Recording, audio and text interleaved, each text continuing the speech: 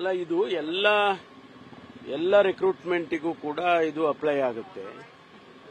ಯಾಕೆಂದ್ರೆ ಒಂದು ರಿಕ್ರೂಟ್ಮೆಂಟ್ಸು ನಿಧಾನ ಆಗಿದೆ. ನಾವು ಈ ಇಂಟರ್ನಲ್ ರಿಸರ್ವೇಷನ್ ಮಾಡುವ ಉದ್ದೇಶದಲ್ಲಿ ಯಾವುದೇ ರಿಕ್ರೂಟ್ಮೆಂಟ್ ಮಾಡೋದಕ್ಕಾಗಲಿಲ್ಲ.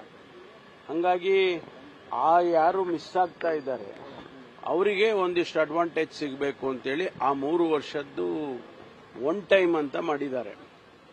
ಆದರೆ ಪೊಲೀಸ್ ಇಲಾಖೆಯಲ್ಲಿ ನಾವು ಬೇರೆ ರೀತಿಯಲ್ಲೇ ಮಾಡ್ತೀವಿ. ನಮ್ಮ C&R ರೂಲ್ಸ್ ಅಮೆಂಡ್ ಮಾಡಬೇಕಾಗುತ್ತೆ. ಕಾನ್ಸ್ಟೇಬಲ್ಗೆ ಎಷ್ಟಿರಬೇಕು, ಸಬ್ ಇನ್ಸ್ಪೆಕ್ಟರ್ಗೆ ಎಷ್ಟಿರಬೇಕು, ಅದು ಬೇರೆ ಬೇರೆ ರಾಜ್ಯಗಳಲ್ಲೆಲ್ಲ ನಾವು ಮಾಹಿತಿ ತರಿಸ್ಕೊಂಡಿದ್ದೇವೆ.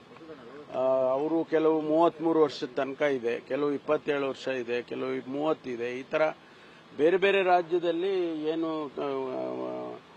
ಅಪ್ಲೈ ಮಾಡ್ತಾ ಇದ್ದಾರೆ ಅದನ್ನೆಲ್ಲ ನಾವು ತರಿಸ್ಕೊಂಡು ಅದಕ್ಕೆ ಚರ್ಚೆ ಮಾಡ್ತಾ ಇದ್ದೇವೆ. ಅಂತಿಮವಾಗಿ ಇನ್ನೊಂದು ವಾರದಲ್ಲಿ ನಾವು ಕೂಡ C&R ರೂಲ್ಸ್ ಅಮೆಂಡ್ ಮಾಡಿ ಅದಕ್ಕೆ ಸೂಕ್ತವಾಗಿ ನಾವು ಪರ್ಮನೆಂಟ್ ಆಗಿ ಕೊಡ್ತೇವೆ. ಇದು 3 ವರ್ಷ ಮಾನ್ಯ ಮುಖ್ಯಮಂತ್ರಿಗಳು ಮಾಡಿರೋದು ಒನ್ ಟೈಮ್ ಅಂತ.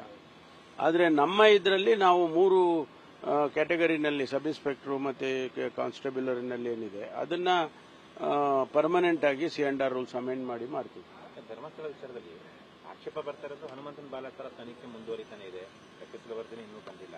ಸೊ ಯಾಕೆ ಷಡ್ಯಂತ್ರ ಮಾಡಿದವ್ರನ್ನ ಬಂಧನ ಮಾಡದೇ ಯಾಕೆ ವಿಳಂಬ ಮಾಡ್ತಿದ್ದಾರೆ? ಅಲ್ಲ, ಅದಕ್ಕೆ ಕಾನೂನಿನ ತೊಡಕುಗಳು ಏನೇನಿದೆಯೋ ಅದು ನಾನು ಇನ್ನೂ ಚರ್ಚೆ ಮಾಡಿಲ್ಲ.